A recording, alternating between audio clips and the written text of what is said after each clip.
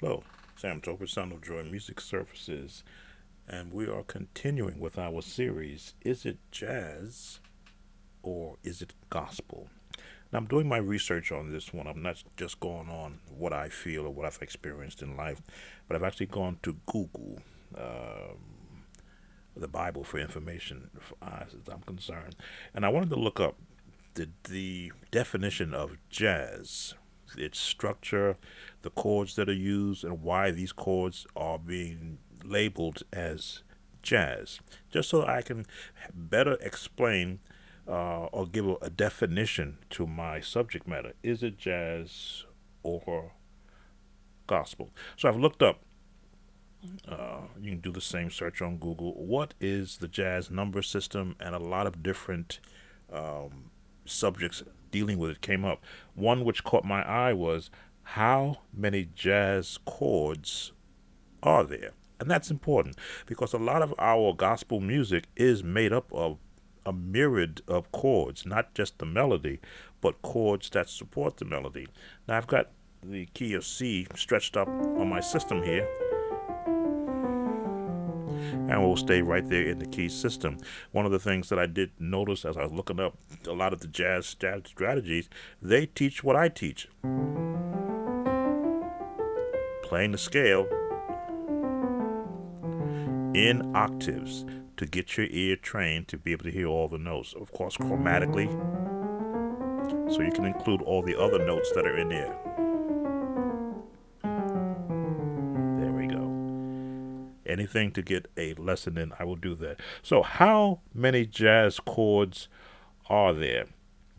According to Google, again, I don't have any book in front of me. I do have a couple of jazz books. I have to try to research them, but Google is, I'll go with that 50% authority from there. Analytic practice in jazz recognize four basic chord types plus diminished seventh chords. Now, you hear me say that if you're going to play gospel music, you've got to know your majors, you got to know your minors, got to know your minor sixes, and you got to know your diminished, and that'll get you through any gospel song. What are the four basic chord types in jazz? Major, minor, major minor, and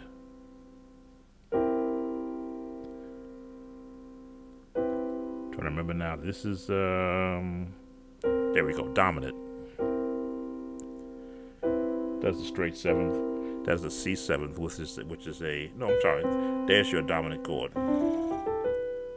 There's your C seventh. So the four basic chords, as I say, everything has to have home chords: major, minor, major minor, which I didn't understand what that was, so I had to do my research on it. Major minor is a major chord followed with a minor chord. There's your major, there's your minor chord. Put them both together, you have major minor. I've been playing a backwards major minor chord for years, not knowing that this was a major, excuse me, a minor and a major chord. So I've been playing this chord like this for years, not understanding the concept of it because I know it just sounded good and I heard it played before. So those are the basic jazz chords. You hear those chords in a jazz song, you know that that's a jazz song. But if you hear those chords being played in a gospel song, how do you tell the difference? Well, of course, that'll be the lyric content, the timing, the rhythmic timing. And we're going to use the song "This Little Light of Mine" to give you a basic concept. In the key of C, that's F. G. I may want to go to F or go a little lower. Right there.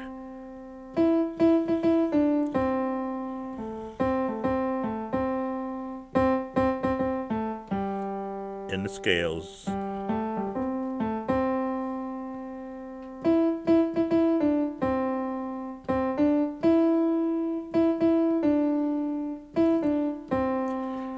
now For those that know the pentatonic scale, that is a scale, pentatonic scale. That song is written in the pentatonic scale, outside of one note.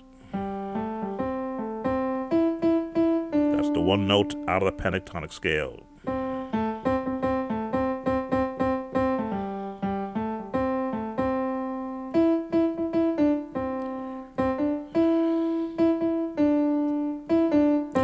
Now, with just a melody alone, would we consider that jazz or gospel?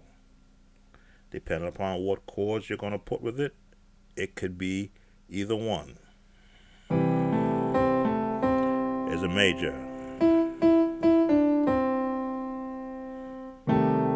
Uh-oh, a minor 6. Now it's jazz. Back to major.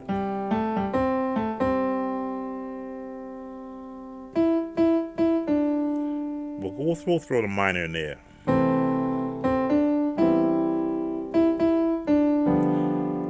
A dominant 7th, right?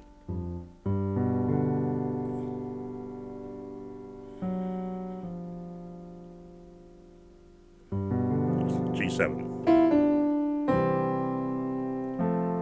And an ending. So, to most musicians, that's a very bland way of playing this song. They want to know, for those who use the number system, and I did look up why the number system is used in jazz. I won't get into that because I'm not a jazz instructor. I'm one who tries to give an understanding for newer musicians of how they're going to approach that gospel sound using every chord family that is available to you. And right now, the jazz chords family are the closest to gospel.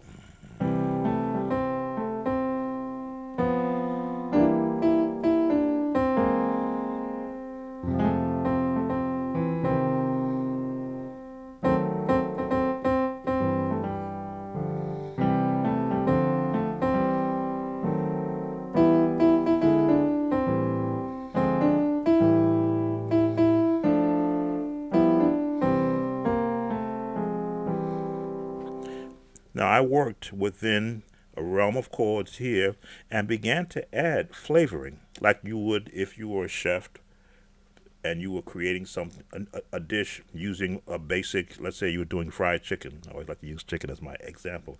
And you're trying out different seasoning. You're trying out peppers, trying out garlic salt, you're trying out paprika. That's what you saw me doing.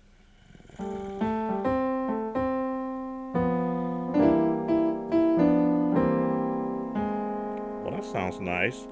Now I could go to that minor 6 or go diminished. A little something down there, a little bottom. Walking it up. Now this is that 7-2, wait 7-6-2-5-2-5-1. As I say, I'll talk to the number system. I'm not an aficionado of it, but I just want to give you that blend that says, how can you tell, is it jazz or is it gospel? Now, as you begin to expand on the song,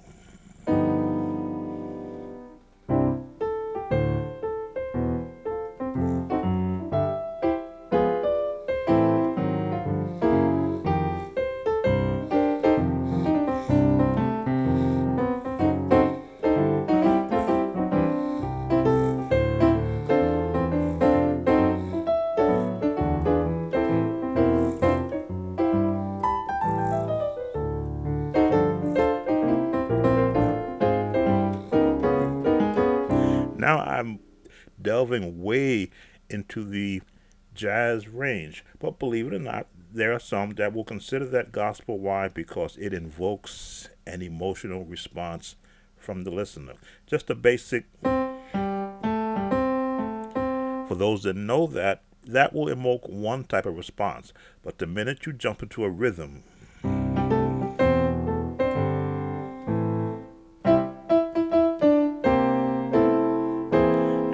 that change.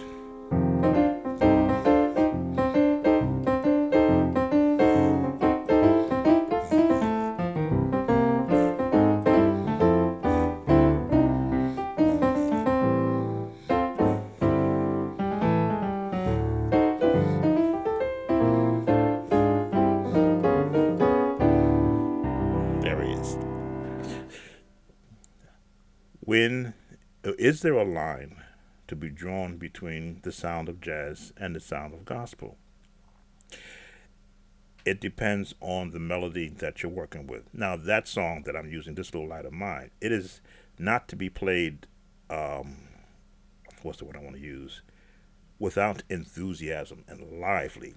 So, in order to get the life out of that song, you're going to have to bring in chords and rhythm. As you see, I have no rhythm pattern playing. So because I'm using a simulated piano, that has become both my rhythm and my chord maker.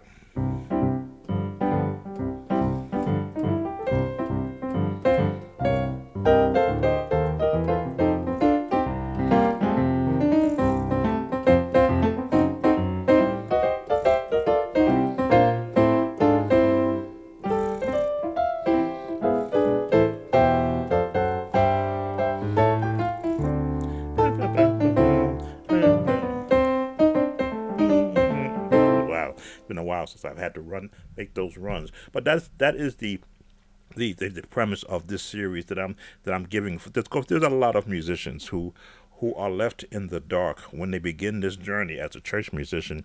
Well, what's that old sound that I'm asked to play when someone gets up to sing a song, and I have no reference as to, well, what chords will fit? What's the one? What's the four? What's the five? Is there a six in there? Is there a two? Is there five? And then a one? It's following the path of the song and selecting whatever chords follow the path. 3 notes. How many chords can I find in those 3 notes?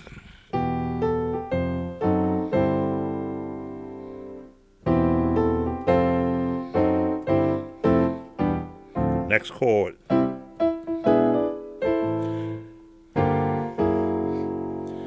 Now I can go,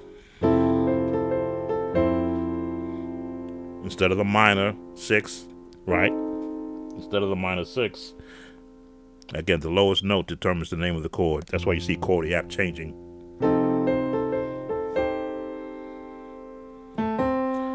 Diminished.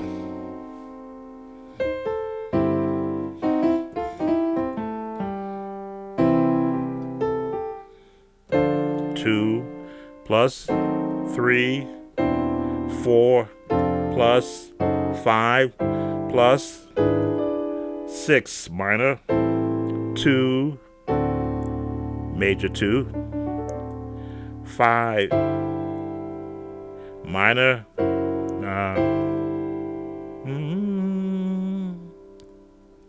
there it is, which is a jazz move.